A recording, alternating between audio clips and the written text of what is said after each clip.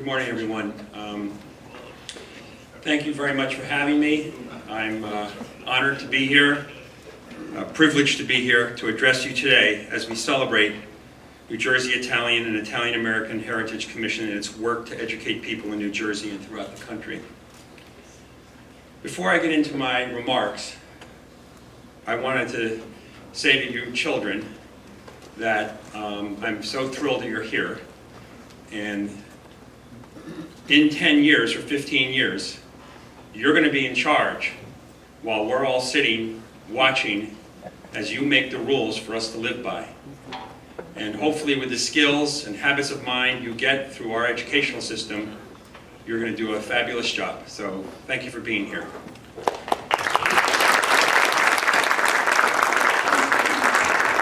Education right now is at a tipping point. We are at a milestone change place for education in this country and in this state.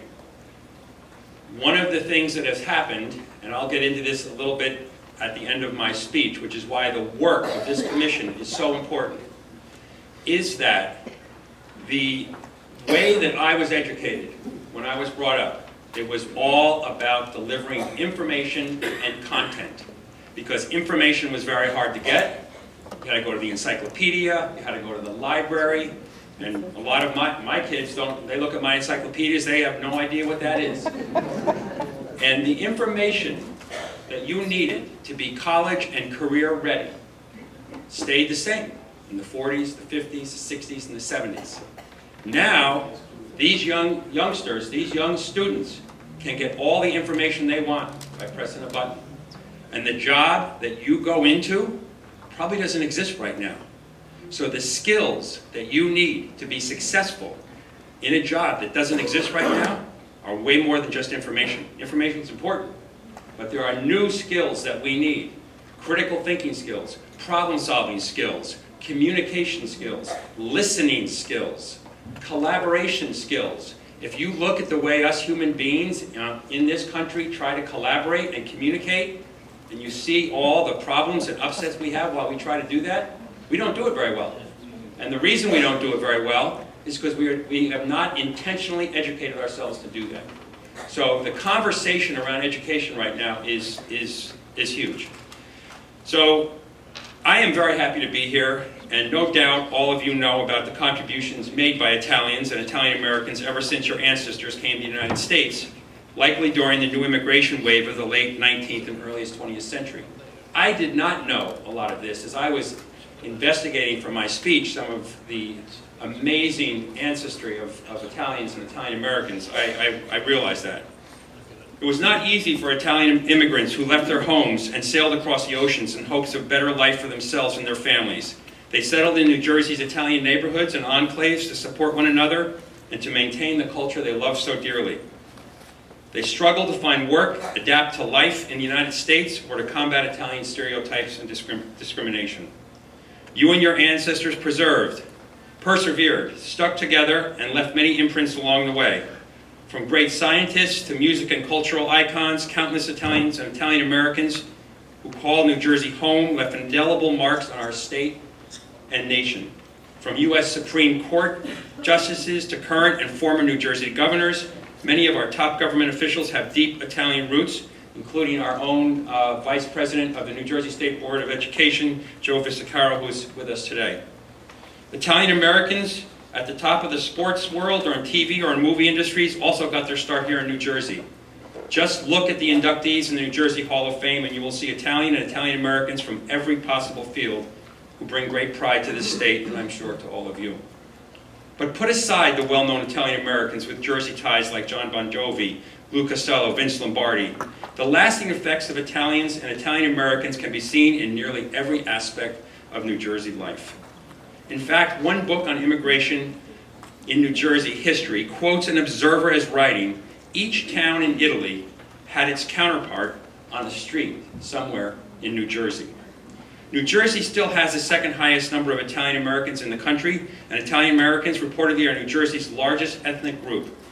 Without this imprint, we would not have all of the wonderful multi-generational businesses that are cornerstones of New Jersey, and often are the stalwarts of our changing neighborhoods. So why am I telling you this? A room full of Italians and Italian Americans about your own culture and great state?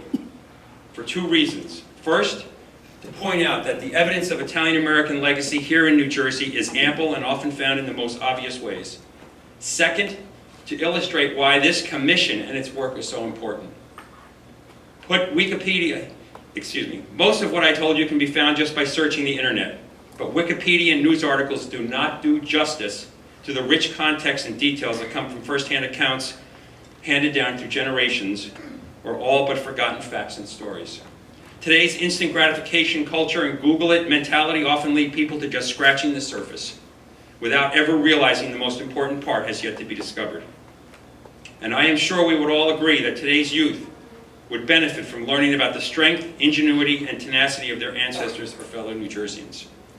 The Commission's curriculum, the Universality of Italian Heritage, is a major step forward in teaching students from all cultures and ethnicities about the histories of Italy, Italians, and Italian Americans and how they're intertwined with the history of New Jersey. The Universality curriculum and its lesson plan promote a deep understanding of Italian American history and culture.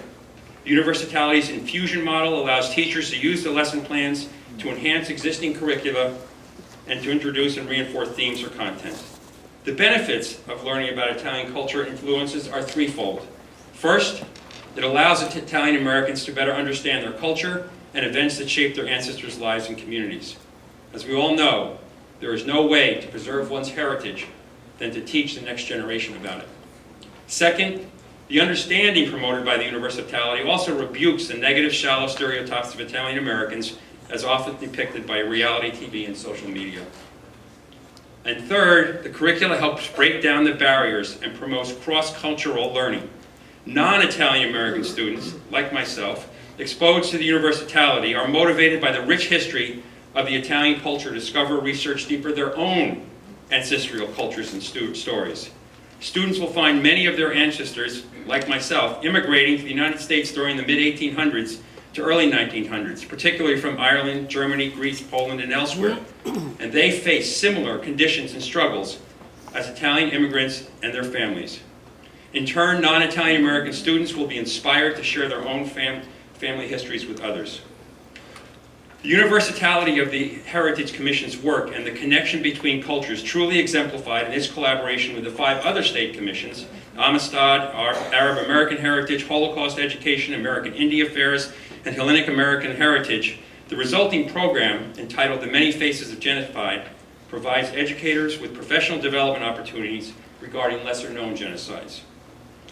As Mahatma Gandhi once said, no culture can live if it attempts to be exclusive.